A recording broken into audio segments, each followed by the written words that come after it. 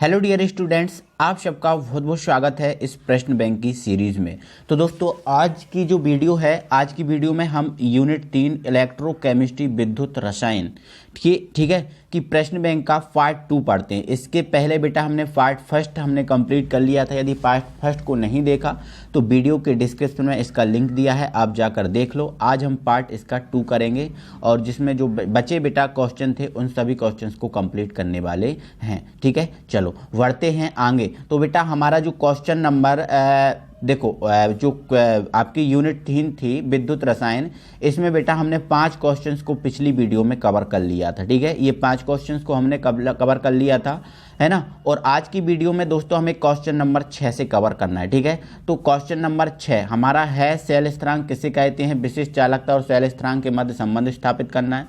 अगला क्वेश्चन हमारा है विद्युत रासायनिक श्रेणी किसे कहते हैं, इसके प्रमुख लक्षण मतलब विशेषताएं और अनुप्रयोग लिखना है। ठीक है, उपयोग। ठीक है, नेक्स्ट है इलेक्ट्रोड विभव किसे कहते हैं, इसका मान किन किन कारकों पर निर्भर करता है। ठीक है, और आपको एक उस गैल्वेनिक शेल को दर्शाना है जिसमें निम्नलिखित रासायनिक अभिक्रियाएं होती हैं, ये वाली अभिक्रियाएं। ठीक है, तो इसको दर्शाना है। ठीक है, इस सेल में बताइए कि कौन सा इलेक्ट्रोड ऋणात्मक आवेशित है। और ये अपना क्वेश्चन टोटल पूरा मैं आपको कंप्लीट कराऊंगा, अच्छे से समझा के, टेंशन मत लो। ठीक है, बोर्ड वीडियो दूंगा और। ठीक है, चलो नेक्स्ट है फैराडे के विद्युत अपघटन के नियम। ठीक है, तो ये हमें क्वेश्चन आज की वीडियो में कवर करने हैं। तो आइए दोस्तों पहुंचते हैं पहले क्वेश्चन पर। ये प्रश्न बैंक का आज की वीडियो का 6वां क्वेश्चन है। ये जो यूनिट 3 थी, इसमें हमने जो 5 क्वेश्चन कल की वीडियो में कल कंप्लीट कर लिए थे। जो 5 क्वेश्चन रह गए थे, तो उनमें से आज बेटा जो आज का पहला क्वेश्चन या फिर क्रम में 6वां क्वेश्चन है।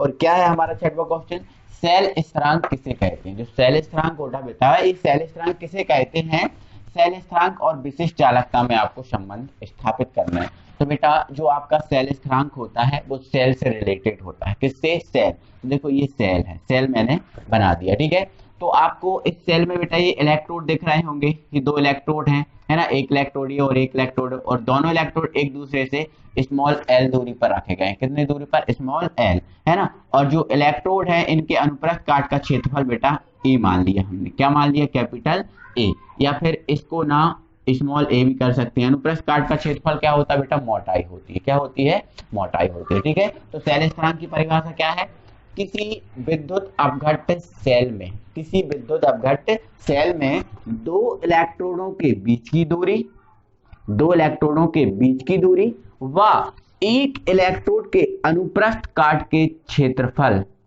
के अनुपात को, 2 इलेक्ट्रोडों के बीच की दूरी क्या है, एल। ठीक है, वह एक इलेक्ट्रोड के अनुप्रस्थ काट के क्षेत्रफल के अनुपात को, एक इलेक्ट्रोड का अनुप्रस्थ काट का क्षेत्रफल का अनुपात एक इलेक्ट्रोड के अनुप्रस्थ काट का क्षेत्रफल क्या है, ए है ना। तो दोनों इलेक्ट्रोडों के बीच की दूरी क्या है, एल। तो ये हो गया आपका ए। ठीक है, यही जो आपका अनुपात है यही बेटा सेल स्थिरांक कहलाता है। ठीक है, और सेल स्थिरांक को बेटा हम किससे व्यक्त करते हैं, जी से व्यक्त करते हैं। ठीक है, तो जी बराबर क्या बन जाता है आपका, एल अपॉन ए, एल अपॉन ए। समझ गए ना, कोई दिक्कत नहीं। तो ये आपने परिभाषा लिख ली। परिभाषा के बाद एक लाइन और अच्छे से जमा के लिख देना, यदि दोनों इलेक्ट्रोडों के बीच की दूरी एल व एक इलेक्ट्रोड के अनुप्रस्थ काट का क्षेत्रफल ए है, तब सेल स्थिरांक जी बराबर एल अपॉन ए, इतना लिख देना। ठीक है, और इसके अलावा बेटा आप मात्रक भी निकाल दोगे तो सोने में सुहागा हो जाएगा। ठीक है जी, है ना। एल क्या है, लंबाई, लंबाई का मात्रक क्या होता है, सेंटीमीटर। ए क्या है, क्षेत्रफल, और क्षेत्रफल का मात्रक होता है सेंटीमीटर स्क्वायर। 1 सेंटीमीटर से 1 सेंटीमीटर कैंसिल, 1 सेंटीमीटर नीचे बचा, जो ऊपर जाएगा तो जी का जो मात्रक हो जाएगा बेटा वो हो जाएगा सेंटीमीटर इनवर्स। क्लियर है, तो परिभाषा है ना, ये वाला सूत्र और मात्रक, इतना आप कंप्लीट कर देना, कोई दिक्कत नहीं है। आपको फुल मार्क्स और अच्छे मार्क्स, अच्छे तरीके से मार्क्स आपको मिलने वाले बेटा। ठीक है, चलो तो अगला जो क्वेश्चन है बेटा हमारा क्या है, सेल स्थिरांक और विशिष्ट चालकता में संबंध स्थापित करना है। जो सेल स्थिरांक है जी, है ना, और विशिष्ट चालकता को बेटा हम व्यक्त करते हैं के से। क्या, के से, है ना। तो जी और के में आपको क्या करना है, संबंध स्थापित करना है। जी और के में क्या करना है, संबंध स्थापित करना। देखो करता हूँ। ठीक है, चल तो यहाँ संबंध स्थापित कर रहा हूँ, तो बेटा उसमें आप लिख देना हम जानते हैं, हम जानते हैं। हम क्या जानते हैं, हम ये जानते हैं बेटा कि जो विशिष्ट चालकता होती है उसका सूत्र होता है के बराबर 1/ρ, ये सूत्र होता है। ठीक है, चलो अब यहाँ साइड में लिख देना बेटा, जो रो होता है विशिष्ट प्रतिरोध, जिसका सूत्र होता है RA/L, RA/L, small L capital L को उससे कोई मतलब नहीं होता, ठीक है। चलो, है ना, तो इसकी जगह हम ये फॉर्मूला रखेंगे बेटा, तो K बराबर क्या हो जाएगा, 1 अपॉन क्या RA अपॉन क्या हो जाएगा L। अब फर्स्ट सेकंड थर्ड वाला कहाँ जाता है, ऊपर, तो यहाँ चला जाएगा, तो K बराबर क्या हो जाएगा, L upon RA, L upon RA, ठीक है। तो यहाँ पर देखो 1 अपॉन R को मैंने क्या किया, अलग कर लिया, और जो L अपॉन A है इसको मैंने अलग कर लिया, समझ गए ना, ठीक है।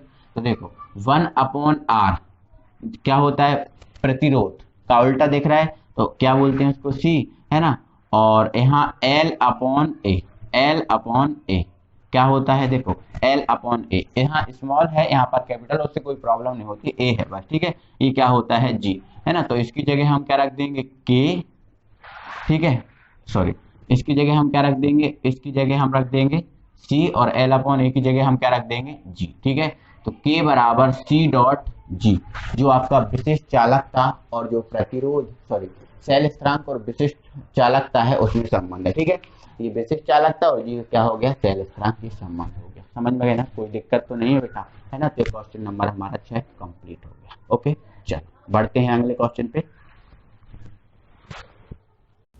तो दोस्तों क्वेश्चन नंबर 2 में हमें विद्युत रासायनिक श्रेणी को बताना है और विद्युत रासायनिक श्रेणी की विशेषताएं और इनके उपयोग को बताना है, ठीक है। तो पहले विद्युत रासायनिक श्रेणी को समझ लो बेटा। क्या होता है बेटा, आप मानक इलेक्ट्रोड विभव, मानक अपचयन विभव, मानक ऑक्सीकरण विभव ये जानते ही जानते हो, कोई प्रॉब्लम नहीं है, ठीक है। तो क्या होता है दोस्तों, विभिन्न तत्वों के मानक अपचयन विभव को, विभिन्न तत्वों के मानक अपचयन विभव को बढ़ते क्रम में व्यवस्थित करके, ठीक है। जो अपचयन विभव होता है, इस अपचयन विभव को एक बढ़ते क्रम में व्यवस्थित करके एक श्रेणी बनाई जाती है, ठीक है। मानक अपचयन विभव को बढ़ते क्रम में व्यवस्थित करके एक श्रेणी बनाई जाती है, जिसे ही बेटा हम बोलते हैं विद्युत रासायनिक श्रेणी।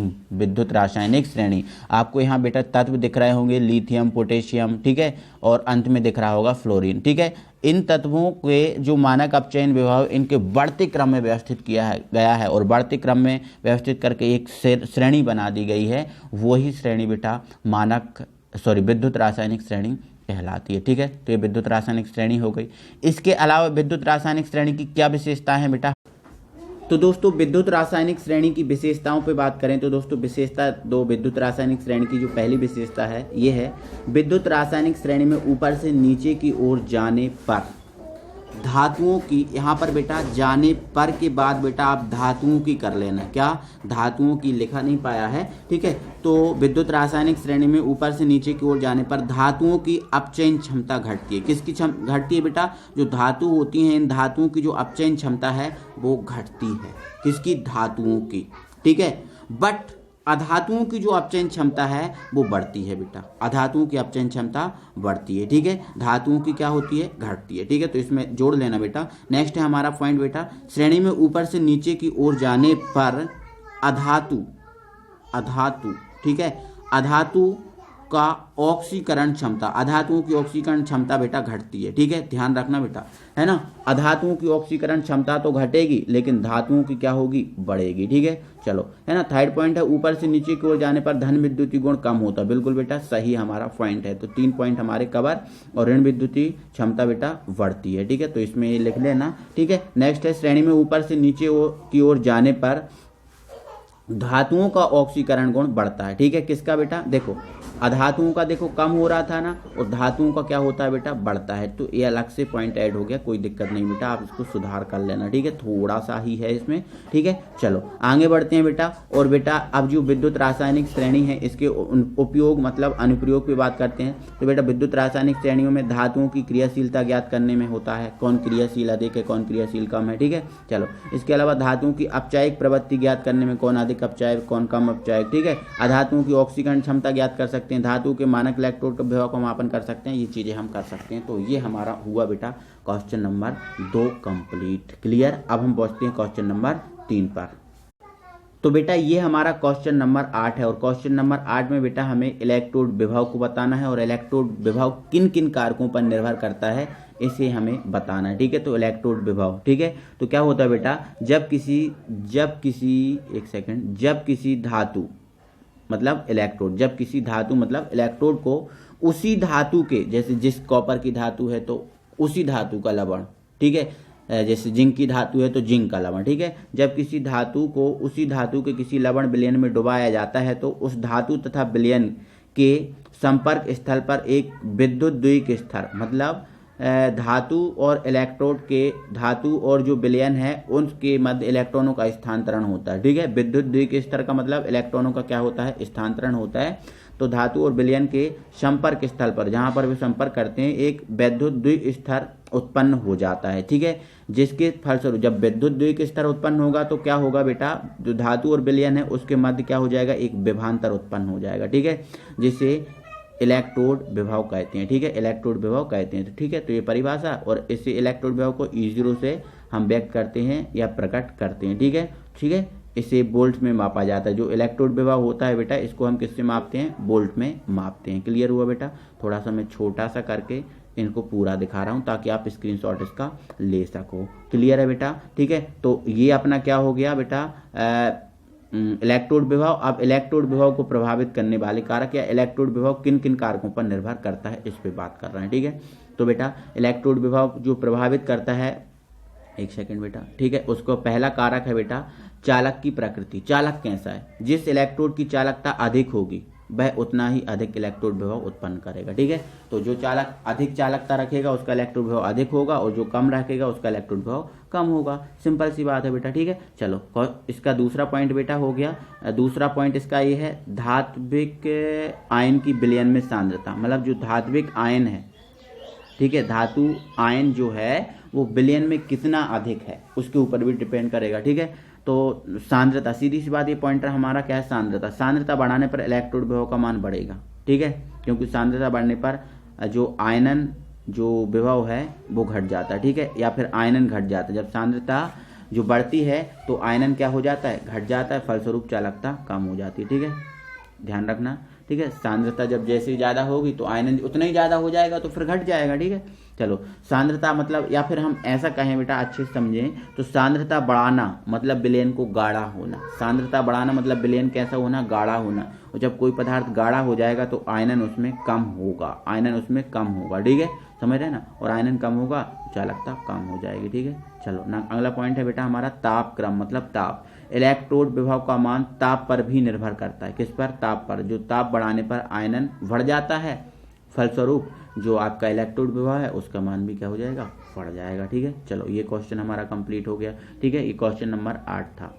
हम बात करते हैं क्वेश्चन नंबर 9 पर। तो दोस्तों ये हमारा क्वेश्चन नंबर 9 है, और क्वेश्चन नंबर 9 में हमें उस गैल्वेनिक सेल को बताना है जिसमें निम्न अभिक्रियाएं होती हैं, ठीक है ना। निम्न अभिक्रियाओं में ये अभिक्रिया दी है, ये अभिक्रिया जिस सेल में होती है उस गैल्वेनिक सेल को हमें बताना है। तो बेटा एक इसमें सबसे बेस्ट जो है ना, इसका आप डायग्राम बना सकते हो। क्या बना सकते हो बेटा, डायग्राम। डायग्राम कैसे बनेगा, डायग्राम कैसे बनेगा बेटा, देखो आप पहले इस अभिक्रिया को समझो, इसके बाद आप डायग्राम पे बात करना, ठीक है। तो देखो यहाँ पर बेटा जो Zn है, क्या है, Zn किस में बदल रहा है, Zn2+ में। बेटा मैं बता देता हूँ, ये जो अभिक्रिया आपको दी है एक संपूर्ण अभिक्रिया देके रखी है। कौन सी अभिक्रिया, संपूर्ण अभिक्रिया, ठीक है। तो यहाँ पर Zn देखो बेटा, Zn किस में बदल रहा है, Zn2+ में, Zn2+ में। मतलब क्या हो रहा है बेटा, Zn इलेक्ट्रॉन का दान कर रहा है, Zn इलेक्ट्रॉन का क्या कर रहा है, दान कर रहा है। और जो इलेक्ट्रॉन का दान करता है, जो इलेक्ट्रॉन का दान करता है वो ऑक्सीकरण कहलाता है, ठीक है।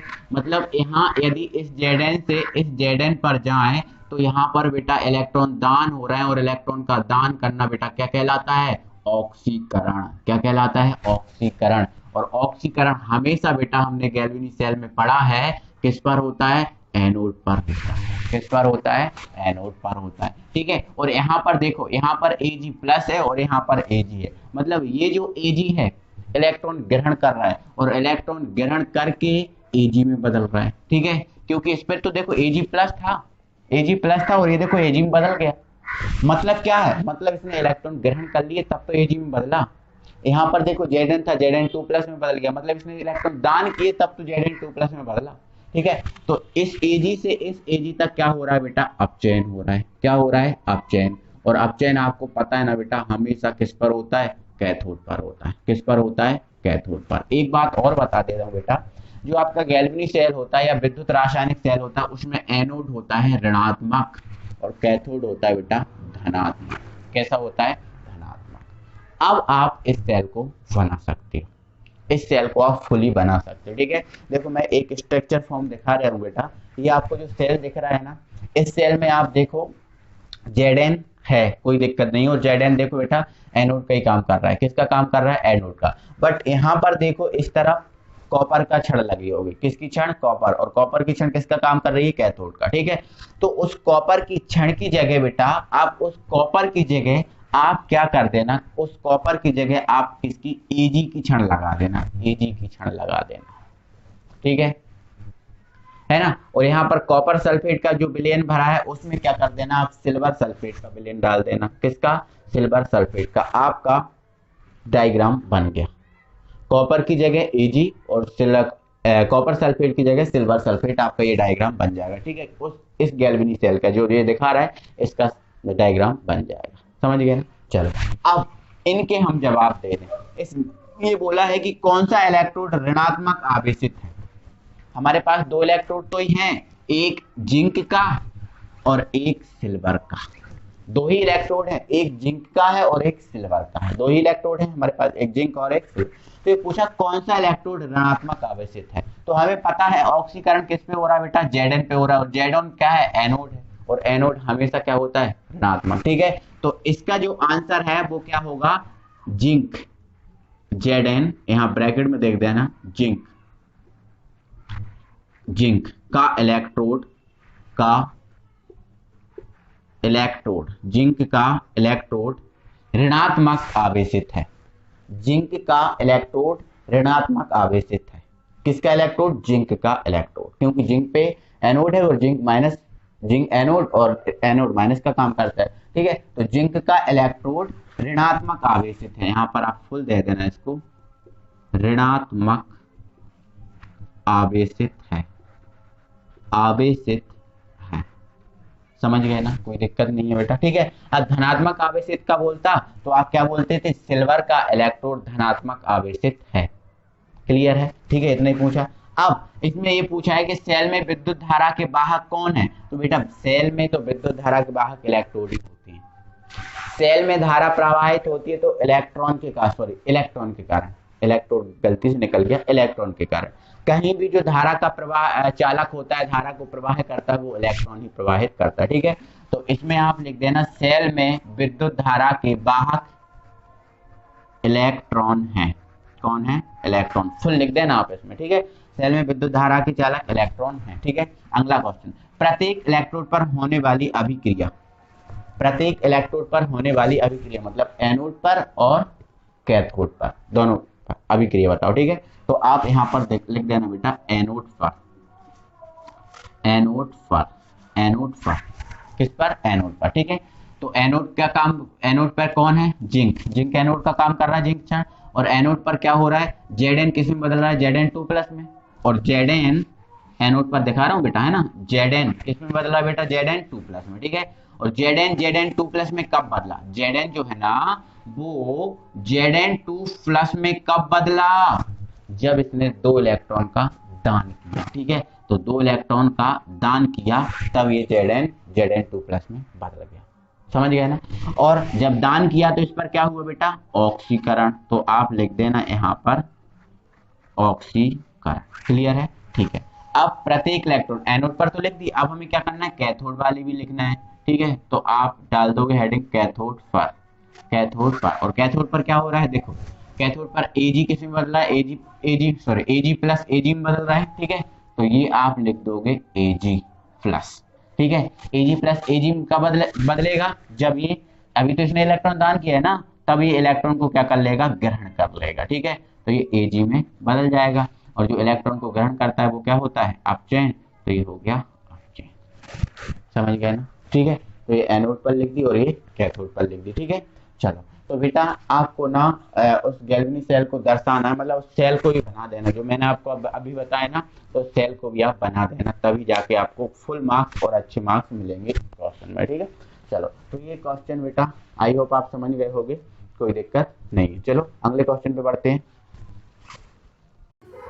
तो बेटा ये हमारा क्वेश्चन नंबर 10 है और क्वेश्चन नंबर 10 में बेटा हमें क्या करना है बेटा, फैराडे के विद्युत अपघटन के नियम लिखना है। ठीक है, तो बेटा ये फैराडे का विद्युत अपघटन का पहला नियम है और फैराडे का विद्युत अपघटन का पहला नियम कहता है विद्युत अपघटन से किसी इलेक्ट्रोड, जब कोई विद्युत अपघटन हो रहा होता है मतलब विद्युत धारा हम प्रवाहित कर रहे होते हैं, तो किसी विद्युत अपघटन से किसी इलेक्ट्रोड पर मुक्त होने वाले पदार्थ की मात्रा, किसी इलेक्ट्रोड पर जो मुक्त पदार्थ की मात्रा होती है उसमें प्रवाहित धारा या आवेश के समानुपाती होती, धारा या आवेश के समानुपाती होती है। ठीक है, चलो माना आई एम्पियर की धारा t सेकंड तक प्रवाहित हो रही है, तब इलेक्ट्रोड पर w पदार्थ की मात्रा मुक्त हो रही है। तो इस नियम के अनुसार क्या हो जाएगा, पदार्थ की मात्रा किसके समानुपाती होती है, धारा या फिर आवेश के। ठीक है, तो पहले पदार्थ की मात्रा को आवेश के समानुपाती कर दिया और q बराबर क्या होता है, it होता है। ठीक है, तो q की जगह it रख दिया। ठीक है, ओके, अब इस समानुपाती का चिन्ह हटाएंगे, एक नियतांक आएगा और यहाँ पर z एक नियतांक आ जाएगा। ठीक है, तो z का है विद्युत रासायनिक तुल्यांक। ठीक है, तो ये प्रथम नियम हो गया। ठीक है, और द्वितीय नियम कहता है बेटा जब श्रेणी क्रम में लगे हुए, एक सेकंड में बेटा थोड़ा सा ऊपर करता हूँ क्रॉस कॉल। ठीक है, तो देखो मैंने क्या किया है बेटा, इन सेल, एक सेल ये है, एक सेल ये है और एक सेल ये, 3 सेल हैं, इन 3 सेलों को मैंने श्रेणी क्रम में जोड़ दिया। ठीक है, तो जब श्रेणी क्रम में लगे हुए विभिन्न विद्युत अपघट्ट के विलयनों से होकर विद्युत धारा की समान मात्रा प्रवाहित की जाती है। ठीक है, तीनों सेल को हमने क्या कर दिया, श्रेणी क्रम में जोड़ दिया और तीनों सेल से हम क्या कर रहे हैं, समान मात्रा की विद्युत धारा इसमें प्रवाहित कर रहे हैं। ठीक है, तो इलेक्ट्रोड पर एकत्रित पदार्थ की मात्राएं जो होती हैं, जो इलेक्ट्रोड है, इसका इलेक्ट्रोड, इसका इलेक्ट्रोड, इसका है ना, इलेक्ट्रोड पर एकत्रित जो पदार्थ की मात्राएं होती हैं उनके रासायनिक तुल्यांक के समानुपाती होती हैं। किसके, रासायनिक तुल्यांक के। ठीक है, मतलब पदार्थ की मात्रा क्या है, W है ना, वो रासायनिक तुल्यांक के समानुपाती होगी। ठीक है, तो इसके लिए माना श्रेणी क्रम में देखो 3 सेल जुड़े हैं, लेकिन हम कितने सेलों को मान रहे हैं, 2 सेल। ठीक है, माना श्रेणी क्रम में जुड़ी हुई 2 विद्युत अपघट्ट में विद्युत की समान मात्रा प्रवाहित करने पर विक्षेप पदार्थ की मात्राएं ये हैं तथा उनके रासायनिक तुल्यांक क्या है, E1 और E2 है। ठीक है, ये मान लिए। तो इस नियम के अनुसार क्या हो जाएगा बेटा, W समानुपाती E होता है, W समानुपाती E। ठीक है, और समानुपाती का चिन्ह हटाएंगे तो एक नियतांक आएगा। और देखो एक सेकंड बेटा मैं तो सॉल्व करके बताता हूँ, W समानुपाती E, समानुपाती का चिन्ह हटाएंगे तो W बराबर यहाँ पर एक नियतांक और E, यहाँ नियतांक का वैल्यू निकालेंगे तो W अपॉन E बराबर क्या आ जाएगा, K है ना, और K क्या है, यहाँ पर स्थिरांक या नियतांक मान रहा है। ठीक है, तो स्थिरांक बराबर क्या आ जाएगा, W अपॉन E आ जाएगा। बोलो आएगा कि नहीं, बिल्कुल आ जाएगा सर, है ना। ठीक है, तो इतना हो गया। अब विभिन्न पदार्थ की मात्राओं के लिए अगर देखना है ना, तो जैसे मान के चलो, जैसे हमने उसके लिए देखा था, किसके लिए, अभी W और E के लिए देख रहे थे, यदि W1 और E1 के लिए देखेंगे तो ये पर आ जाएगा और W2 और E2 के लिए देखेंगे ये आ जाएगा। ठीक है, अब यहाँ से भी हमें W1 और E1 बराबर K मिलेगा। ठीक है, और यहाँ से भी हमें क्या होगा, W2 upon E2, W2 E2 बराबर क्या मिलेगा, K है ना। तो देखो अभी K और K बराबर है ना, तो ये भी आपस में क्या हो जाएंगे, बराबर, तो ये हो जाएगा। ठीक है, कोई दिक्कत नहीं है ना। तो ऐसे बेटा आपको करना है। तो क्वेश्चन हमारे कंप्लीट हुए और प्रश्न बैंक हमारी जो यूनिट 3 की थी टोटली कंप्लीट हो गए। ठीक है, और अगली वीडियो में दोस्तों हम प्रश्न बैंक यूनिट 4 की कंप्लीट करेंगे विद सॉल्यूशन के साथ। ठीक है, तो बेटा दिल से वीडियो को लाइक कीजिए, अपने फ्रेंड सर्कल में शेयर कीजिए। मिलते हैं अगली वीडियो में। Thank you very much. और बेटा इन्हीं चीज़ों को यदि विस्तृत और अच्छे से आपको एक एक क्वेश्चन पे अच्छा समय दे के समझना है बेटा, तो हमारी जो चैनल है, इस चैनल की प्लेलिस्ट में सभी क्रम से बहुत मस्त तरीके से, अच्छे तरीके से वीडियो डली हुई हैं, आप जाकर इनको देख सकते हो। ठीक है, मिलते हैं। Thank you.